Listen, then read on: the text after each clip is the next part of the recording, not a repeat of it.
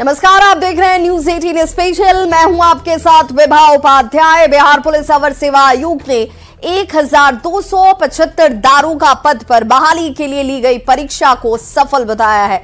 आयोग के अध्यक्ष और पूर्व डीजीपी के.एस. द्विवेदी ने कहा कि 3 अभ्यर्थियों द्वारा OMR शीट ले जाने के साथ ही अरवल में 2 अभ्यर्थियों द्वारा और हाजीपुर में 1 अभ्यर्थी द्वारा कदाचार में संलिप्तता की बात सामने आई है, जिस पर आयोग फिलहाल एक्शन ले रहा है। उन्होंने कहा कि सभी जिलों में जिला प्रशासन का योगदान महत्वपूर्ण रहा और सभी एजेंसियों की मदद से परीक्षा शांतिपूर्ण तरीके से संपन्न हो गई।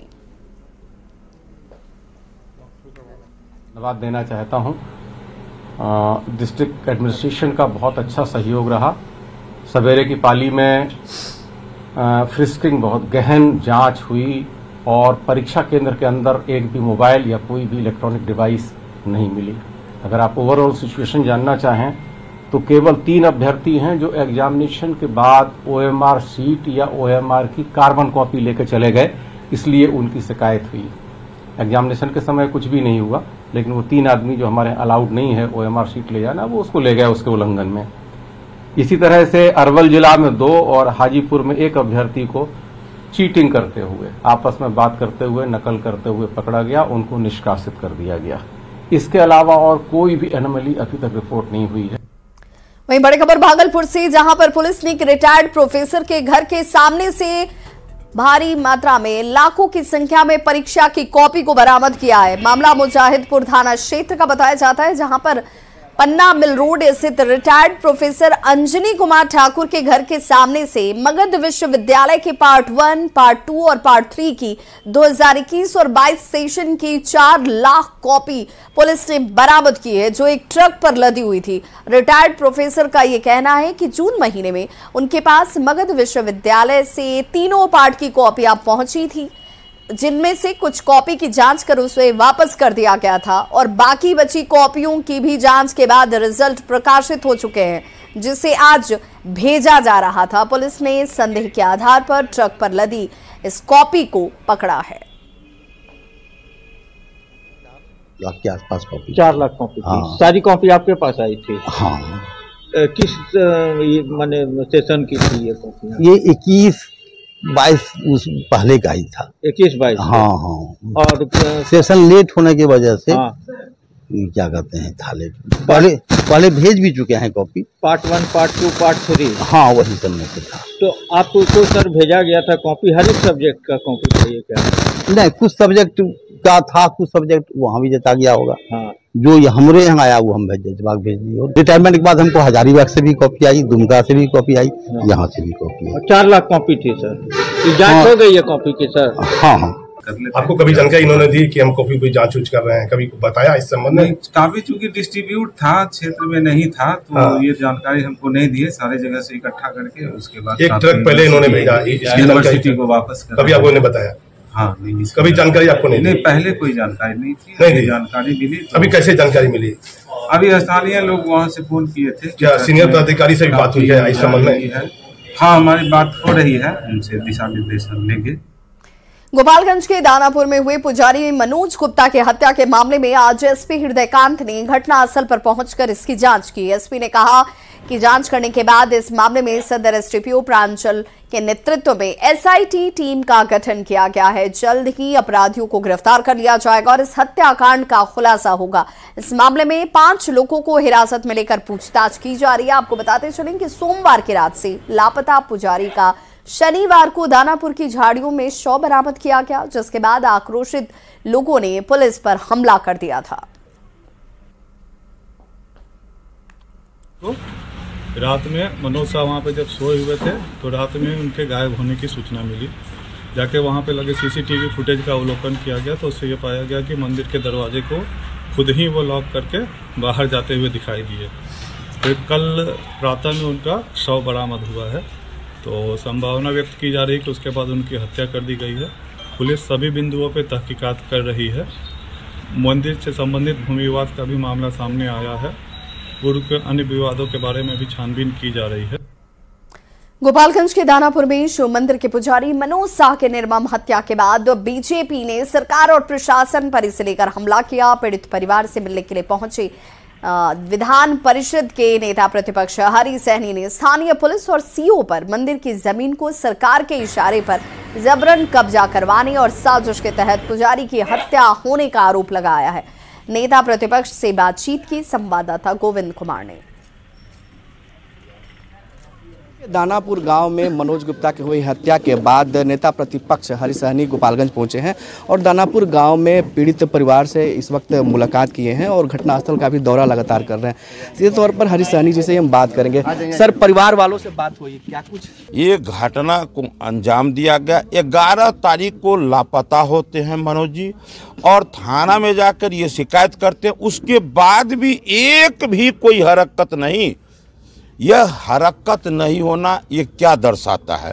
जब पहले से जमीन के लिए विवाद चल रहा है, खेत जोत लिया गया है, उस वैसे प्रवृत्ति के लोगों के द्वारा वहां थाना में चुनौती दिया गया है, उसके बाद भी थानेदार को इस पर संज्ञान नहीं लेना, यह क्या दर्शाता है? ये तो पूरा वहाँ लोग दहशत फैलाने में लगे हुए हैं कि वहाँ पर वो मंदिर नहीं रहे। पुलिस ने वहाँ भी चलाई, जो हंगामा कर रहे थे, न्याय मांगने के लिए सड़क उतरे थे, तो पुलिस ने गोलियां भी चलाई। तो कल की बात है ना। ये घटना घटने के बाद जो कहते हैं, घटना से पहले ये जो सरकार है, महागठबंधन की सरकार, इसको समझ में क्यों नहीं आता है कि जब संभावना कोई घटना का है, लोग आपके पास आवेदन देने जाते हैं, फिर आप उस पर संज्ञान क्यों नहीं लेते हैं? और इस निर्मम हत्या में अब हमारे एसएसपी साहब बोलते हैं ये पुजारी नहीं थे, ये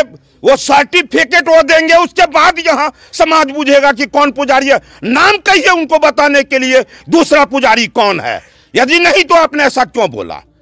ये सरकार के सह पर जो सब कुछ करते हैं, वहां से फरमान जारी होगा कि किसको अरेस्ट करना है, किसको नहीं अरेस्ट करना है, तब जाकर के ये लोग कदम उठाते हैं। ये निश्चित रूप से, ये जनता निश्चित रूप से इसका ख्याल रखेगी।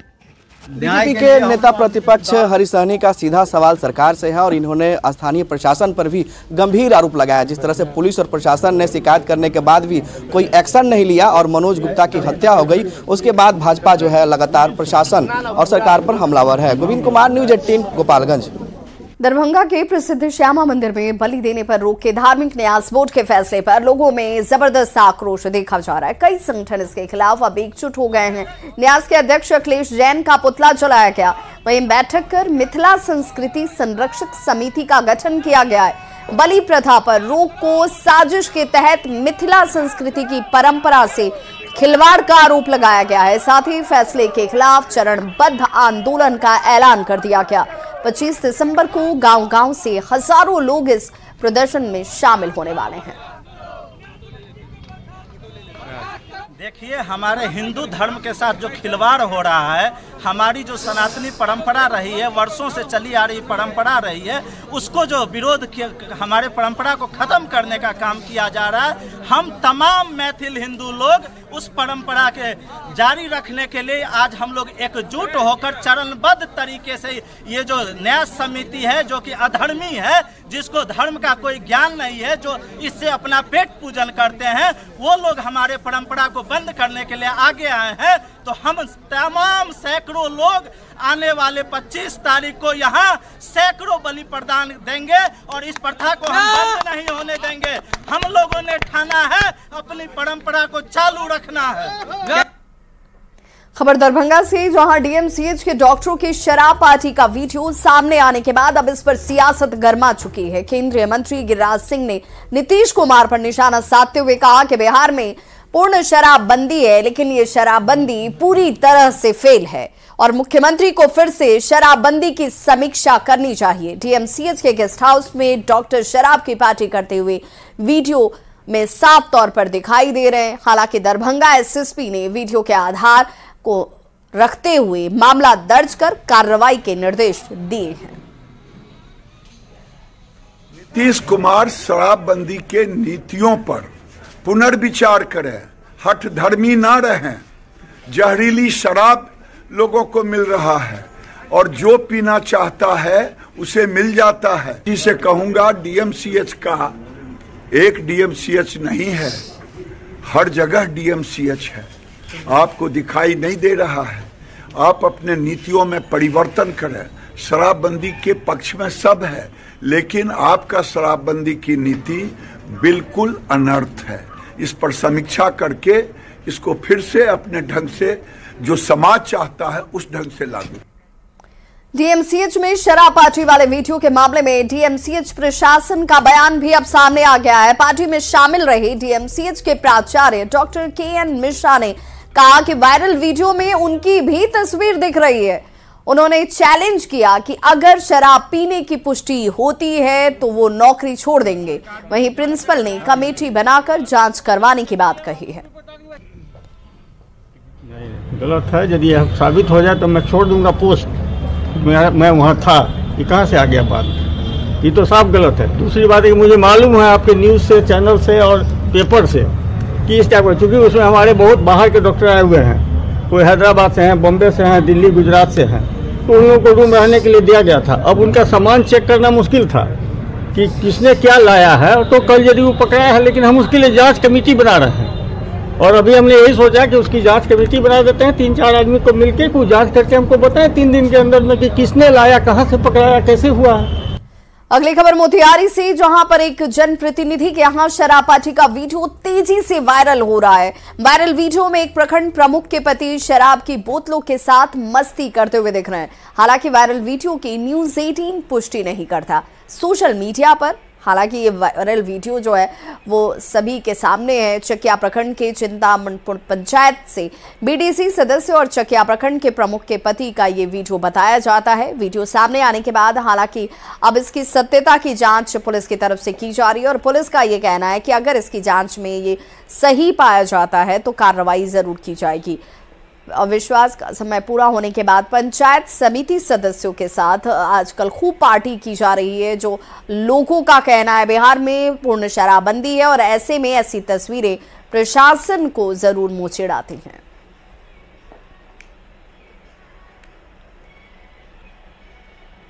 वहीं बड़ी खबर कैमूर से, जहां पर भभुआ से 3 हेरोइन तस्कर गिरफ्तार किए गए हैं। 29 पुड़िया हेरोइन बरामद की गई है, जहां पर 4500 रुपए नकद भी बरामद किए गए। तो भभुआ से ये गिरफ्तारी और बरामदगी दोनों ही घूम घूम कर हेरोइन बेच रहे ये तस्कर जो है वो इस धंधे में जुड़े हुए थे। 4500 रुपए की नकद की बरामदगी यहां से की गई है। मुन्नी सिंह की गली से तस्कर गिरफ्तार किए गए। हालांकि अब इन सभी को न्यायिक हिरासत में भेजा गया है।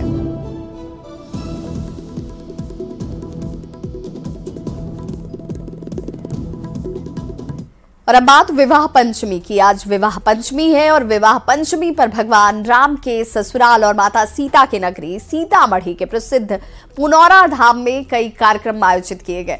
पूरी रात विधि विधान के साथ शादी के सभी रस्में जो है वो निभाई जाएंगी और मंदिर को फूलों से देखिए बड़े खूबसूरती से सजाया संवारा गया है। इस मंदिर के प्रांगण का जायजा लिया हमारे सहयोगी राकेश रंजन ने। आज विवाह पंचमी है और विवाह पंचमी को लेकर पूरे देश में उत्साह का माहौल कायम है। ऐसे में भला भगवान राम का ससुराल और माता सीता की नगरी इससे अछूता कैसे रह सकता है। इस वक्त मैं मौजूद हूँ सीतामढ़ी के उस पवित्र पुनौरा धाम में, जिसके बारे में धार्मिक मान्यता ये है कि जब राजा जनक ने हल चलाया था तो इसी पवित्र भूमि से माता सीता प्रकट हुई थी। और यही खास बात है कि आज विवाह पंचमी के मौके को लेकर यहाँ बड़ी तादाद में लोगों का भीड़ उमड़ पड़ा है और लोग यहाँ पर भगवान राम और माता सीता की पूजा अर्चना करने के लिए दूर दूर से आए हैं। राजस्थान और पंजाब समेत देश के विभिन्न कोनों से यहाँ भगवान राम और माता सीता के दर्शन करने के लिए श्रद्धालुओं की भीड़ उमड़ पड़ी है। और आप तस्वीर देख सकते हैं किस तरीके का माहौल कायम है। बड़ी तादाद में जो श्रद्धालु है मंदिर परिसर में लगातार आ रहे हैं और भगवान राम और माता सीता की पूजा अर्चना कर रहे हैं। तो मंदिर का जो ठाकुर जी का मंडप पर जब विवाह उत्सव जब विधिवत होता है और वो बारात और मंडली के साथ जो होता है वो जो मंडप में, वो दूसरे मंडप में जो होगा जो उसमें जो खूब बढ़िया से सज धज करके बाराती ब्याह जितना ब्याह का जो उत्सव होता है जो बढ़िया ढंग से मनाया जाएगा। इस विवाह पंचमी को लेकर उत्साह का माहौल कायम है। आज उसी तरीके से माता सीता के नगरी में भी वह उत्साह भक्तों के बीच देखा जा रहा है। राकेश रंजन, न्यूज़ 18 सीतामढ़ी। तो आज विवाह पंचमी और ऐसे में पटना के महावीर मंदिर में भगवान श्री राम और मां जानकी का विवाह उत्सव मनाया जा रहा है। भजन कीर्तन के बीच श्रद्धालु भगवान श्री राम की भक्ति में लीन नजर आ रहे हैं। पूरा मंदिर परिसर श्रद्धालुओं से भरा हुआ है। महावीर मंदिर में विवाह पंचमी के उत्साह का जायजा लिया संवाददाता विनीता मिश्रा ने। आज विवाह पंचमी है, यानी आज ही के दिन भगवान श्री राम और माता जानकी का विवाह हुआ था। भगवान श्री राम का वर्षगांठ महावीर मंदिर में भी मनाया जा रहा है। पटना के महावीर मंदिर में भगवान श्री राम और मां जानकी का विवाह उत्सव मनाया जा रहा है और जो पूरा मंडली है यहाँ भगवान श्री राम के भजन गाता हुआ नजर आ रहा है, क्योंकि ये हमारी संस्कृति से हमें जोड़ता है। आजकल मॉडर्न जमाने में लोग कैसे भी शादी कर लेते हैं, लेकिन भगवान श्री राम और बिहार की भूमि पर जन्मी मां जानकी का विवाह हमें ये बताता है कि हमारी संस्कृति कितनी पुरानी है और हमें अपनी संस्कृति को कैसे पकड़ कर रखना चाहिए, कैसे उससे जुड़कर रखना चाहिए। पंडित जी हमारे साथ हैं। आज का दिन बड़ा खास है। जी जी। क्या कुछ सिखाता है ये विवाह पंचमी? ये सिखाता है कि अपना जो परंपरा है हिंदू धर्म का, सनातन धर्म का, इसको लोग छोड़ के अलग नहीं जाए और अपने परंपरा को बनाए रखें। इससे मान मर्यादा, कुल का प्रतिष्ठा बना रहता है और किसी तरह का दाग नहीं लगता है, अपना मर्यादा में रहता है। मर्यादा सिखाता है ये। आज भगवान श्री राम और मां जानकी का जो विवाह हुआ था, वर्षगांठ मनाई जा रही है पूरी विधि विधान के साथ। महावीर मंदिर में पूजा पाठ भी हो रहा है। क्या कुछ खास है आज? खास यही है, उनकी विवाह को हम लोग याद करते हैं हर साल। इसी खास के चलिए हम लोग याद करते हैं कि ये हमेशा बरकरार चलते रहे, याद करते हैं। विपिन कुमार ठाकुर। तो यहाँ पे देख सकते हैं कि जो पंडित जी की पूरी टीम है वो बैठी हुई है, भजन गा रहे हैं और पीछे भगवान श्री राम और मां जानकी स्वरूप में दो बच्चे यहाँ मंच पर विराजमान हैं, क्योंकि आज विवाह पंचमी है और आज का दिन बड़ा खास है, खासकर सनातनियों के लिए, क्योंकि भगवान श्री राम आज ही के दिन मां जानकी से विवाह के बंधन में बंधे थे और उसी दिन को आज महावीर मंदिर में याद किया जा रहा है और पूरे धूमधाम से भगवान श्री राम का विवाह मां जानकी के साथ कराया जा रहा है, वर्षगांठ मनाई जा रही है। विनीता मिश्रा, न्यूज़ 18 पटना। भगवान राम मंदिर में प्राण प्रतिष्ठा के आमंत्रण को लेकर अयोध्या से आए अक्षत को जमुई में घर घर तक पहुंचाने का काम अब शुरू हो गया है। 22 जनवरी को अयोध्या में राम मंदिर में प्राण प्रतिष्ठा के लिए घर घर तक अक्षत पहुंचाने के लिए 1 जनवरी से वितरण काम शुरू हो जाएगा। जायजा लिया संवाददाता केसी कुंदन ने।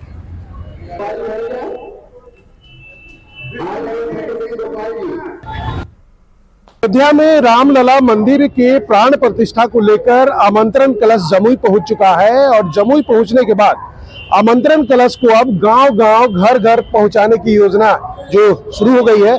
हम तस्वीर दिखाना चाहेंगे कि देख सकते हैं कि जमुई जिले के 10 प्रखंड और 2 शहर 12 कलश, आमंत्रण कलश भेजा जा रहा है और आमंत्रण दिया जा रहा है लोगों के द्वारा लोगों को आमंत्रण दिया जा रहा है कि लोग प्राण प्रतिष्ठा के दिन अयोध्या पहुंचे या फिर अपने गांव घर जहां भी रहे भगवान राम का पूजा अर्चना करें। तस्वीर दिखाना चाहूंगा कि जैसे देख सकते हैं कि जो भी राम भक्त हैं अपने हाथों में कलश, सर पे आमंत्रण कलश लिए हुए हैं और जो जानकारी मिली है कि एक तस्वीर भी दी जा रही है जो रामलला मंदिर से संबंधित है और आमंत्रण पत्र भी है। जिस तरह से देखा जाए तो आमंत्रण हम जानने की कोशिश करते हैं जो लोग इसकी जिम्मा उठाए हुए हैं कि घर घर तक कलश पहुंचाना है। अच्छा, ये कहाँ से कलश आया है और क्या योजना है? ये आया है अयोध्या जी से आया है, पटना अपने विश्व हिंदू परिषद कार्यालय में है। वहाँ इस्कॉन मंदिर से हम लोग सभी 22 जिलों को मिला है दक्षिण बिहार प्रांत के। उसके बाद वहाँ से हम लोगों को 13 तारीख को हम लोग जम्मू आए और अभी हम लोग आज 17 तारीख को हर एक खंड में वितरित करने का काम कर रहे हैं। ये प्राण प्रतिष्ठा है, अयोध्या जाने का निमंत्रण नहीं है, लेकिन आप जहाँ हैं वहाँ अयोध्या बना के इसका आनंद लीजिए। मतलब 1 से 15 जनवरी तक ये अक्षत वितरित होगा घरों में, प्रत्येक एक घर में जाएगा। 22 जनवरी को क्या होगा? 22 जनवरी जो प्राण प्रतिष्ठा जो है प्रभु श्री राम की, उसके निमित्त आप जहाँ भी हैं, आपके गांव में पड़ोस में मंदिर है, घर में है, उसको अयोध्या मान के आप आनंद उठाएं। जनवरी को प्राण प्रतिष्ठा जब होना है उस दिन लोग इसका आराधना करेंगे और ये घर घर तक पहुंचाने की योजना है और उसका काम शुरू हो गया है जमुई में। केसी कुंदन, न्यूज 18 जमुई। तो इस बुलेटिन में बस इतना ही, लेकिन न्यूज 18 बिहार झारखंड पर खबरों का सिलसिला लगातार जारी है।